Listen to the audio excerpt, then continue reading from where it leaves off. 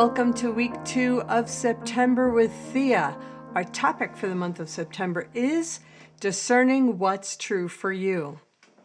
As we've been progressing along, those of you who have been following me know that I've been recovering from a car accident. Thank you for your generosity and your compassion and your good wishes for me. I've really appreciated that all along. And I'm learning with Thea just like you are through all of these video teachings. So acting from your truth is in alignment with discerning what's true for you. Once you know what's true for you, well, then you can act from that truth in your life. Now, I'll just say where I see this come up the most is when I'm working with couples or I'm working with a woman who's part of a couple and the other part of the relationship member isn't coming to the sessions yet.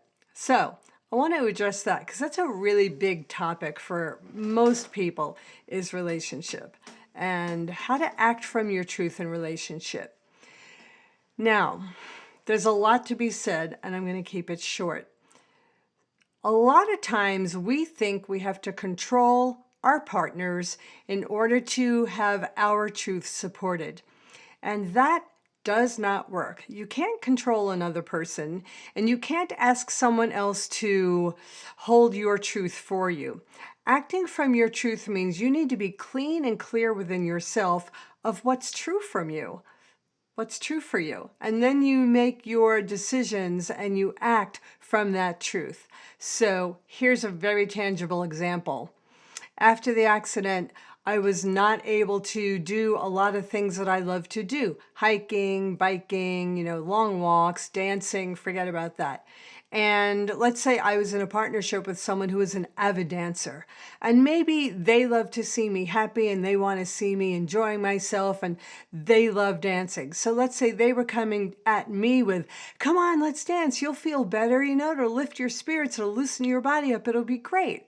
Well, in a scenario like that, I'm going to act from my truth and I'm going to check in and say, dancing doesn't really work for me right now. And thank you so much for wanting me to feel lifted up and inspired and loving me that much that you would like that for me. My truth is this body can't dance just yet. So I would love it if you enjoyed yourself dancing. I'll watch you or you can go out with some of our friends and I'll just enjoy knowing that you're having a wonderful time and that you wish for me that kind of wonderfulness too. In this case, I'm not yielding to what a partner wants for me. I'm acting from the truth on my own behalf in a loving way that includes my partner. Now, personally, that is not my experience. However, that's a really good example of what I've seen happen among a lot of couples.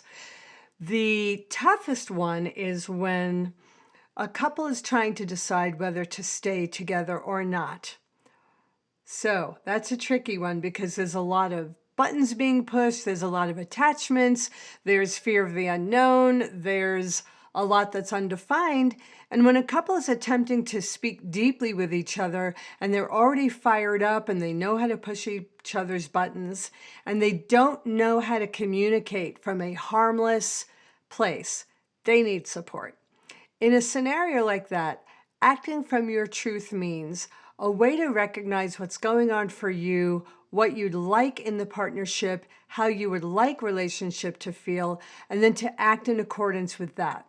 Years ago, it was said if you're a single person and you love to receive flowers from a romantic partner, start buying yourself some flowers. Fill up your house with flowers and you're telling the universe, I like this and I like receiving flowers. And after a while, that partner will come along and chances are pretty good the universe has already picked up on that vibe. They're going to be someone who brings you flowers, something like that. Now, in my case, that did become true. And I love that. I love receiving flowers. Acting from your truth means knowing how to take care of yourself and making sure self-care is in place first.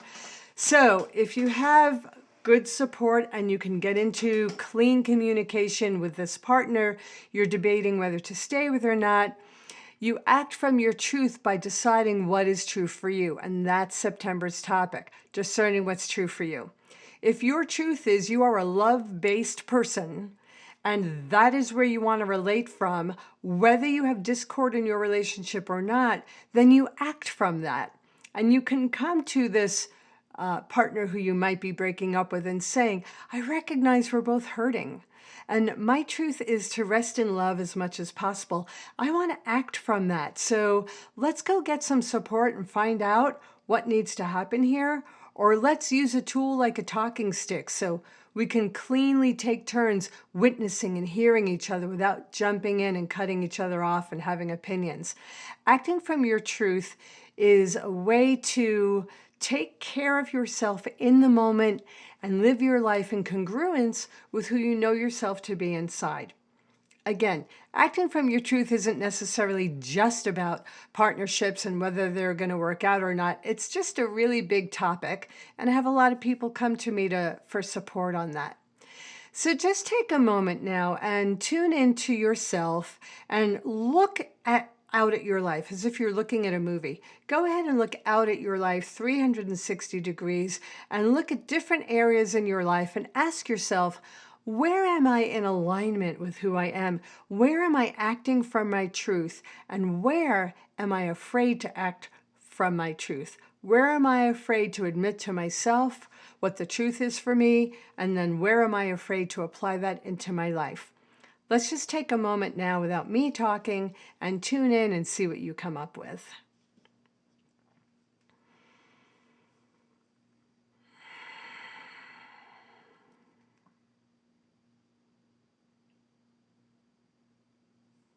Great.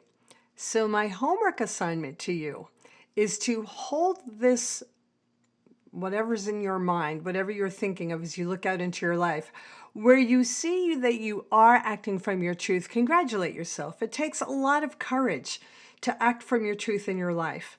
Where you see that you're not acting from your truth, well, don't be hard on yourself. Judgment isn't necessary. Simply take some time to jot down on a piece of paper, if I were courageous and could not fail, if I were completely supported, and if I were acting from my truth in this circumstance, I would be, and then write out all your answers and see what comes.